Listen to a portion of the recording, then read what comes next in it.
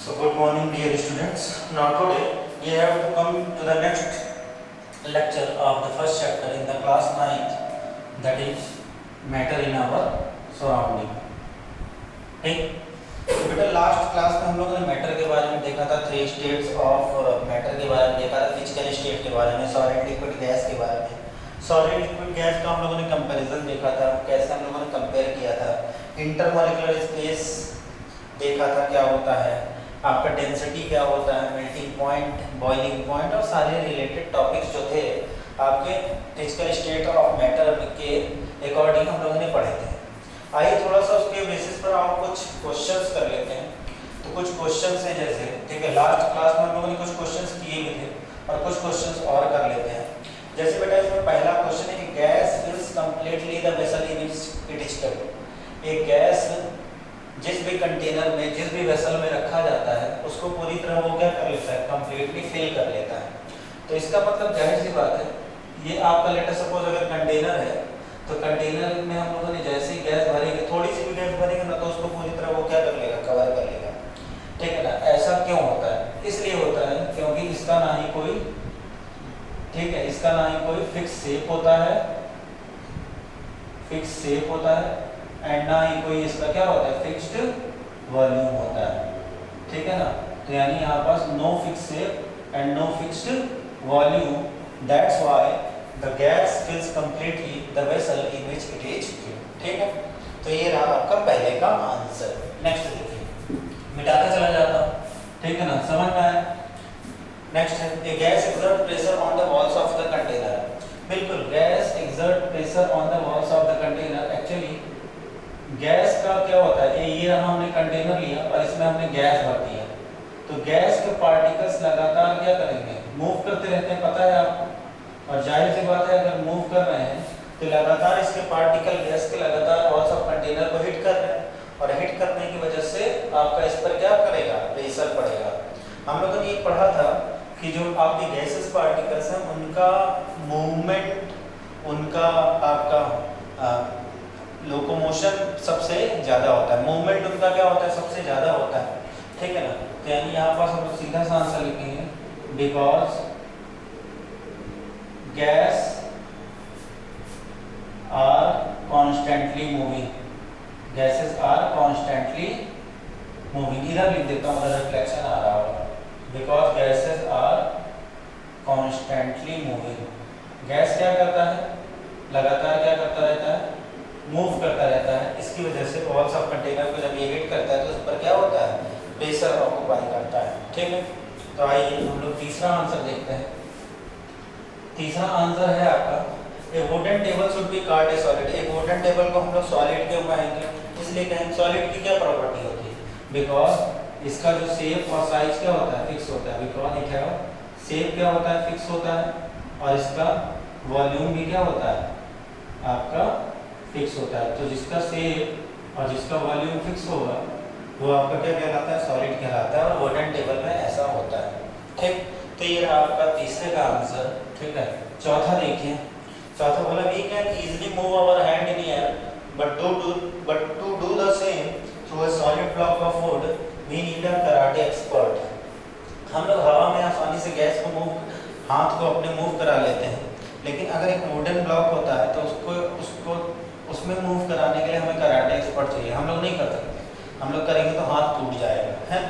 तो यहाँ पास ये देखो, यहाँ पर ऐसा इसलिए होता है क्योंकि गैसेस की डेंसिटी क्या होती है, gas density is very low, very very low as compare to what, as compare to क्या चीज, सॉलिड।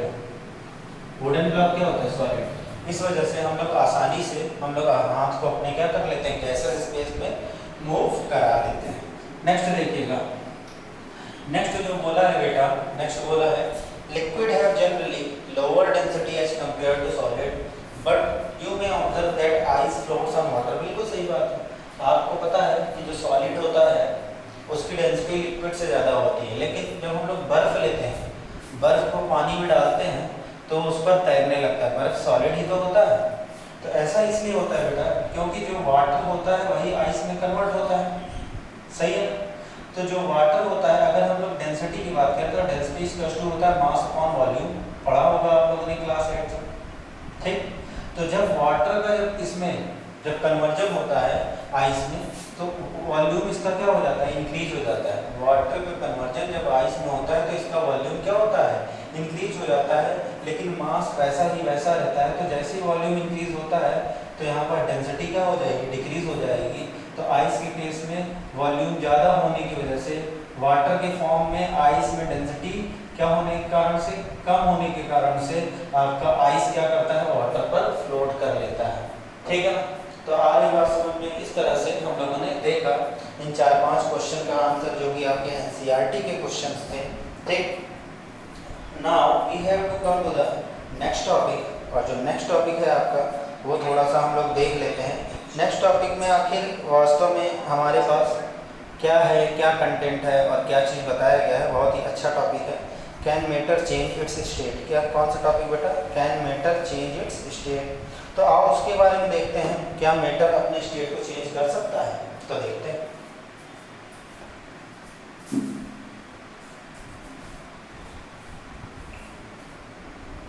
क्या है टॉपिक, टॉपिक है can matter change its state, क्या मैटर अपने स्टेट को चेंज कर सकता है। Yes, matter can be convertible, matter क्या होता है आपका अपने स्टेट को चेंज कर सकता है, ठीक है। For example solid can be converted into the liquid, liquid can be converted into the gas and gas can converted into the solid. Also solid can converted into the gas, gas can converted into the liquid and liquid can converted into the solid. जब बेटा हम लोग solid से liquid में convert करते हैं तो that process is known as melting, इस प्रोसेस को हम लोग क्या कहते हैं, मेल्टिंग कहते हैं। जब लिक्विड को गैस में कन्वर्ट करते हैं तो this process is known as evaporation, क्या कहलाता है, इवेपोरेशन कहलाता है। और जब हम लोग गैस को सॉलिड में कन्वर्ट कर रहे होते हैं तो ये कहलाता है सब्लिमेशन, क्या कहलाता है, सब्लिमेशन कहलाता है, ठीक। अब देखो अगर हम लोग सॉलिड को डायरेक्टली गैस में कन्वर्ट करते हैं तो ये भी आपका सब्लिमेशन कहलाता है, क्या कहलाता है, सब्लिमेशन, ठीक। इवेपोरेशन इधर लिखना है ऊपर वाले एरो में, ठीक। अगर हम लोग गैस को लिक्विड में कन्वर्ट कर रहे होते हैं तो इसको हम लोग क्या कहते हैं, कूलिंग कहते हैं, क्या कहते हैं, कूलिंग या कंडेंसेशन। और अगर लिक्विड को सॉलिड में कन्वर्ट कर रहे होते हैं तो दिस इज कॉल्ड फ्रीजिंग, क्या कहलाता है, फ्रीजिंग कहलाता है। तो yes, the 3 states of matter can inter convertible to each other, ये 3 स्टेट्स ऑफ मैटर क्या होते हैं, इंटर कन्वर्टिबल होते हैं। आइए हम लोग देखते हैं एक एक के बारे में, ठीक है। थोड़ा सा हम लोग डिटेल में पढ़ेंगे इसके बारे में, बहुत अच्छे से पढ़ेंगे। तो आइए देखते हैं हम लोग यहाँ पास जो टॉपिक है मेल्टिंग पॉइंट और बॉइलिंग पॉइंट के बारे में करें। ये लेट अस सपोज हम लोग यहाँ पास एक कंटेनर ले लें, क्या ले लें, एक कंटेनर ले लें। इस कंटेनर में मैंने पानी भर दिया, क्या कर दिया, पानी भर दिया। अब पानी भरने के बाद मैंने इसमें एक थर्मामीटर डाल दिया, पानी भरने के बाद मैंने इसमें क्या किया, एक थर्मोमीटर डाल दिया। थर्मामीटर क्या करता है, टेम्परेचर को मेजर करता है, ठीक। अब पानी हम लोग इसमें वाटर हम लोग रखने के बाद थर्मामीटर डाल दिया और इसको नीचे से जब हीट करने लगे, ठीक है, ये क्या है, वाटर, ठीक है।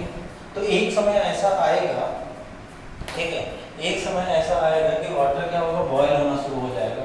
और जब वाटर बॉयल होना शुरू हो जाएगा तो यहाँ पास ये क्या होगा, वेपर में भी कन्वर्ट होगा।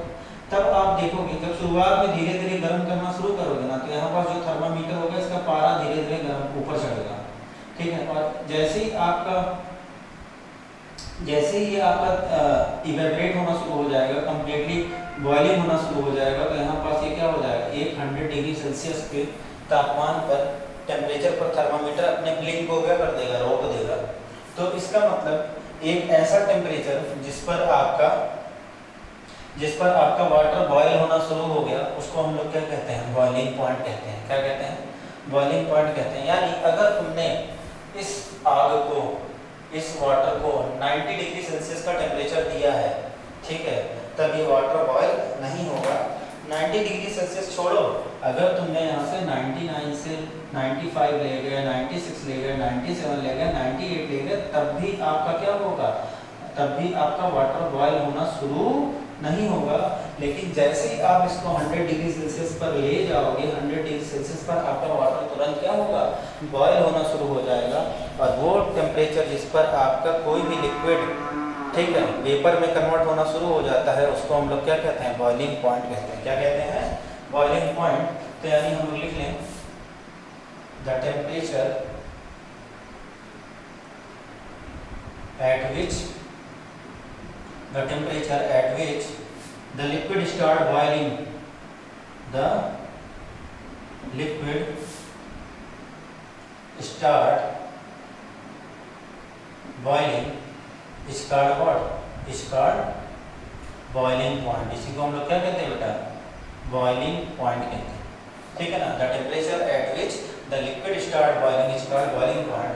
वाटर जो होता है, वाटर का जो बॉइलिंग पॉइंट होता है वो 100 डिग्री सेल्सियस होता है। जबकि आप अल्कोहल लोगे, शराब, है ना, तो इसका बॉइलिंग पॉइंट कितना होता है, 78 डिग्री सेल्सियस। कितना होता है, 78 डिग्री सेल्सियस। यानी वाटर आपका 100 डिग्री सेल्सियस पर बॉयल होना शुरू होता है और अल्कोहल कितने पर, आपका 78 डिग्री सेल्सियस पर बॉइलिंग होना शुरू हो जाता है, ठीक है। तो इसको हम लोग क्या कहते हैं, बॉइलिंग पॉइंट कहते हैं। And the process known as boiling, ठीक है, the interconvertible of water into vapour is called boiling, ठीक। तो चलो अब ये रहा आपका क्या चीज, बॉइलिंग पॉइंट। अब हम लोग आते हैं किस पर, मेल्टिंग पॉइंट पर। मेल्टिंग पॉइंट मतलब पिघलना। क्या चीज बेटा, मेल्टिंग पॉइंट। तो अगर हम लोग मेल्टिंग पॉइंट की बात करेंगे तो टेम्परेचर, मेल्टिंग पॉइंट का मतलब पिघलना। पिघलना का मतलब आपका सॉलिड का किसमें कन्वर्ट होना, सॉलिड का लिक्विड में कन्वर्ट होना। सॉलिड का किसमें कन्वर्ट होना, लिक्विड में कन्वर्ट होना। तो ये भी एक आपका टेम्परेचर होगा। जैसे मैंने कहा एक बर्फ ले लो, और बर्फ को मैंने जब तक फ्रीजर में रखा है, फ्रीजर में लेट अस सपोज आपका -10 डिग्री सेल्सियस टेम्परेचर है, ठीक।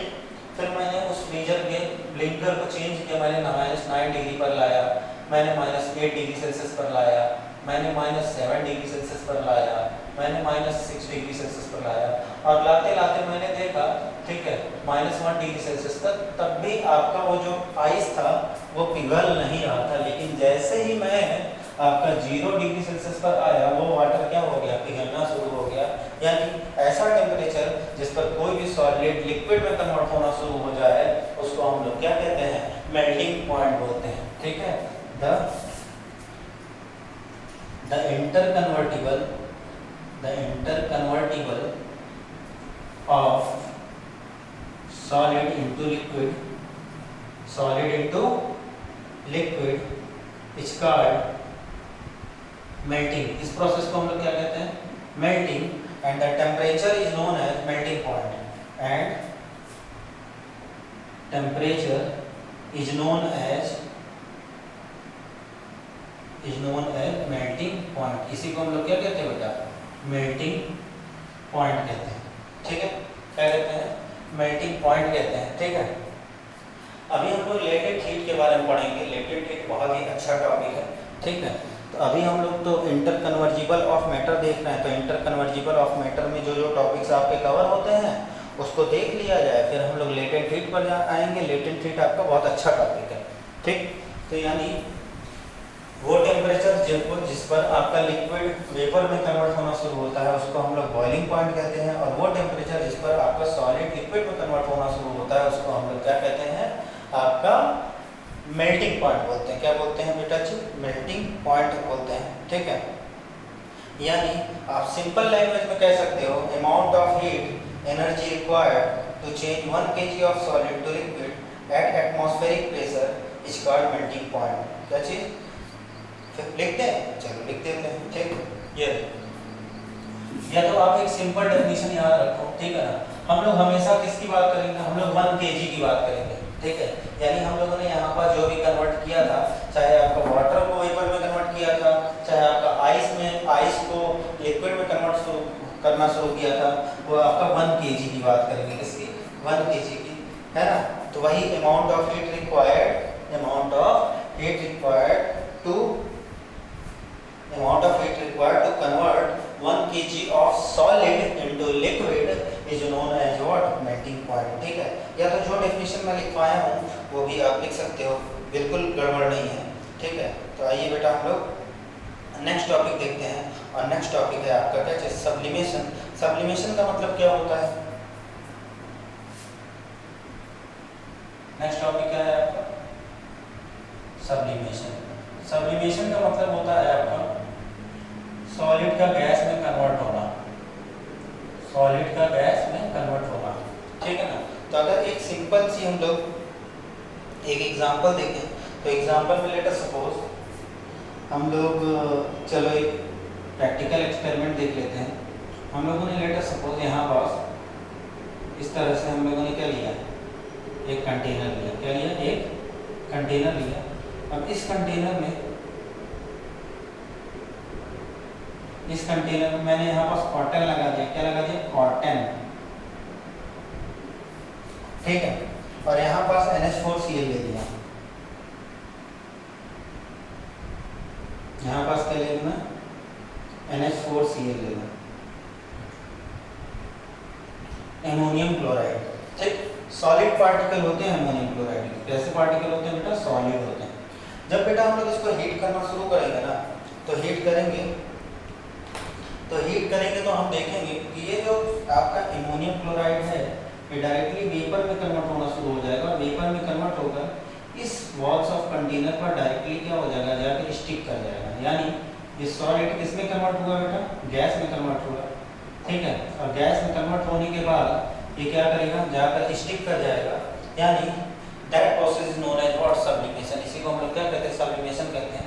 आप घर में जब पूजा करते हो तब कपूर को जलाते हो। ठीक, आरती करने के लिए तो जब पूजा करते हो, जो कपूर को जलाते हो, तो सॉलिड डायरेक्टली किस में कन्वर्ट हो जाता है? गैस में। लिक्विड बचता है क्या पूरा बर्न होने के बाद? नहीं ना।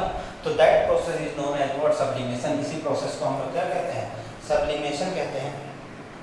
ठीक है, अब मतलब हम लोग लिख सकते हैं द interconvertible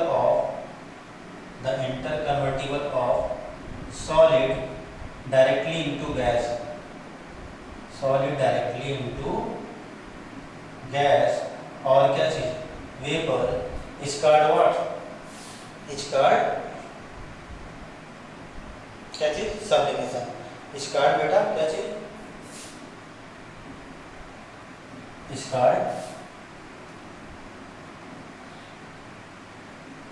सब्लिमेशन। ठीक है, the interconvertible of solid directly into what, liquid is known as what, directly into gas is known as what, sublimation. तो सॉलिड से जो डायरेक्टली हम लोगों ने किस में कन्वर्ट किया? लिक्विड में। लिक्विड सॉलिड में लिक्विड में कन्वर्ट हुआ, क्या कहलाया आपका? मेल्टिंग कहलाया। इसके बारे में हमने देखा। अब यहाँ पास लिक्विड से हम लोग क्या करेंगे? लिक्विड से हम लोगों ने गैस में कन्वर्ट कराया। ये क्या कहलाया आपका? बॉइलिंग कराया, कहलाया। अब सॉलिड से हम लोग ने डायरेक्टली किस में देखा? गैस में देखा। And that process is known as what, sublimation. ठीक है, अब हम लोग इधर से इधर गए, तो यहाँ से जब इधर से इधर गए तो यहाँ पर जो भी चेंजेस आए वो टेम्परेचर के कारण आए। किसके कारण? टेम्परेचर के कारण आए। तो this is known as the temperature effect. क्या कहलाता है? टेम्परेचर इफेक्ट कहलाता है। अब हमें क्या करना है? गैस से सॉलिड में की ओर ले चलना है। तो गैस से सॉलिड की ओर में ले जाने पर हमें क्या करना पड़ेगा? हमें प्रेशर लगाना पड़ेगा। And that is known as what, pressure effect. क्या कहलाता है आपका? प्रेशर इफेक्ट कहलाता है। तो आइए देखते हैं हम लोग यहाँ पास। ठीक है, नेक्स्ट इफेक्ट ऑफ प्रेशर। क्या चीज बेटा? Effect of pressure. ठीक है, effect of change of pressure. ठीक है, effect of change of pressure आपका कुछ ऐसे होगा, देखिएगा ध्यान से। ठीक, तो अगर हम लोग effect of change of pressure की बात करेंगे, तो effect of change of pressure के लिए हम लोग एक डायग्राम बनाते हैं, और उस डायग्राम से हम लोग समझने की कोशिश करते हैं कि कैसे आपका एक प्रेशर इफेक्ट करेगा, और प्रेशर इफेक्ट करके आपका इंटरकन्वर्जिबल का काम करेगा। ठीक है, क्या करेगा, प्रेशर इफेक्ट करके इंटर कन्वर्जिबल का काम करेगा। आइए देख लेते हैं इसके बारे में बहुत अच्छे से। तब तक इसको नोट करते रहिए, ठीक है। मैं मार्कर में इंक डाल चलिए।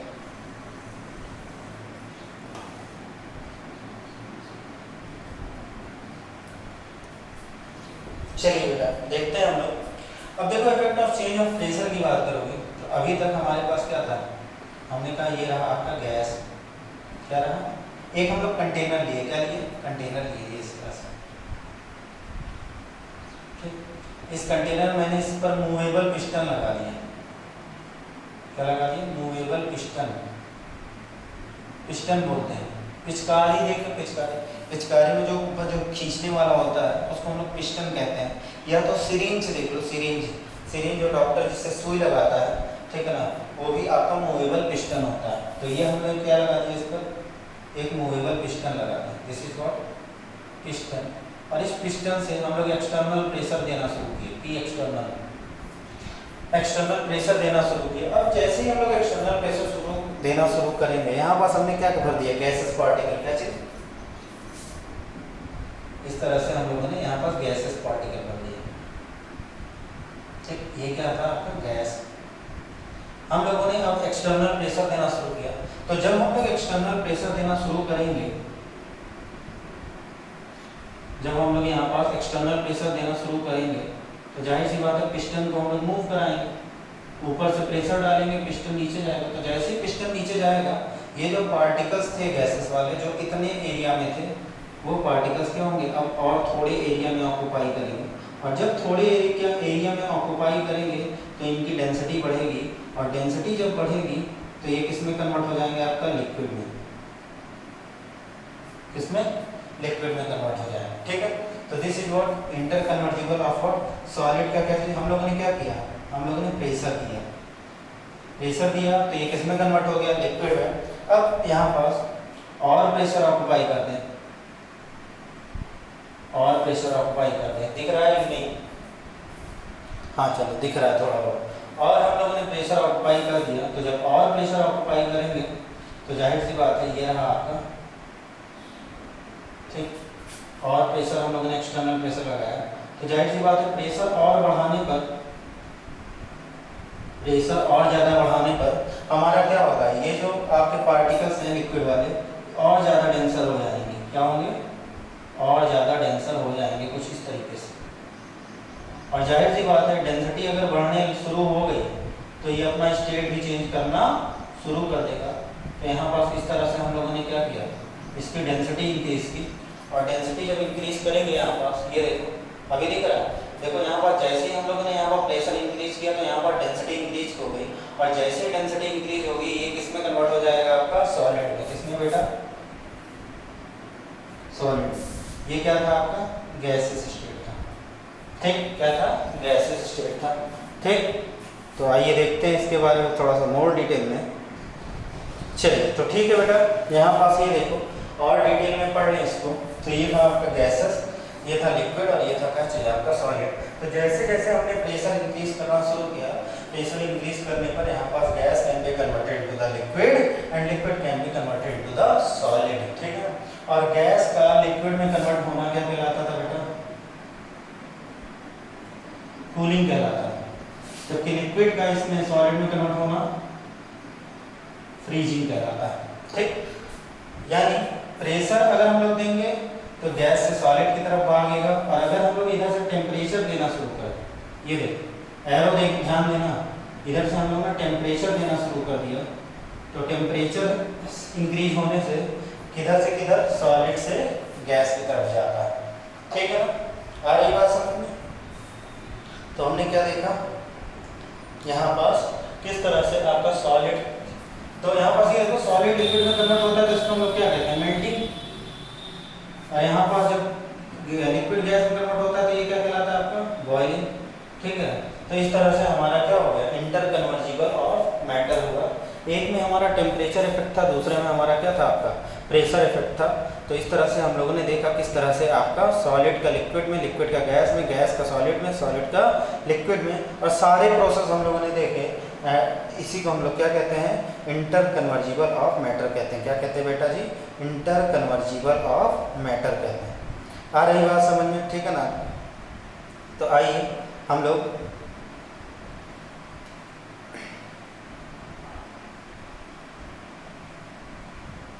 कुछ और टॉपिक देख लेते हैं, ठीक है, इससे रिलेटेड। ठीक,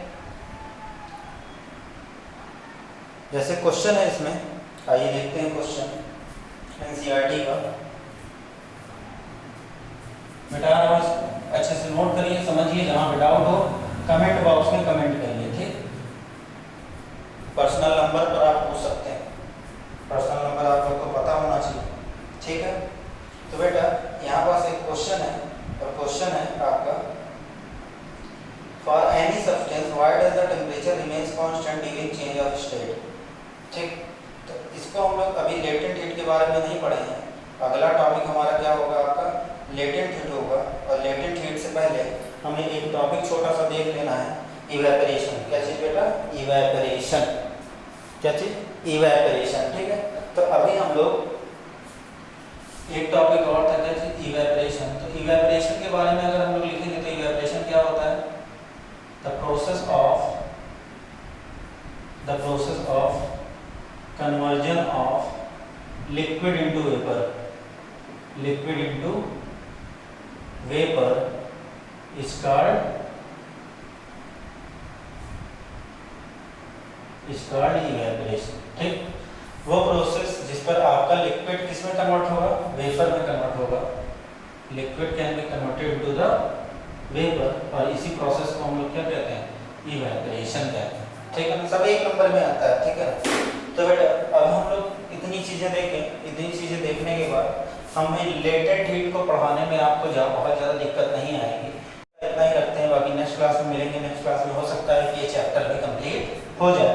ठीक, बाकी आप देखते रहिए, ठीक है, और चैनल को सब्सक्राइब और शेयर करते रहिए। ठीक है, कैसा लग रहा है, कैसे जो पढ़ा रहे हैं वो समझ में आ रहा है, अच्छा समझ में आ रहा है, ख़राब समझ में आ रहा है, क्वालिटी कैसी है, आप उसके बारे में भी ज़रूर कमेंट किया करो।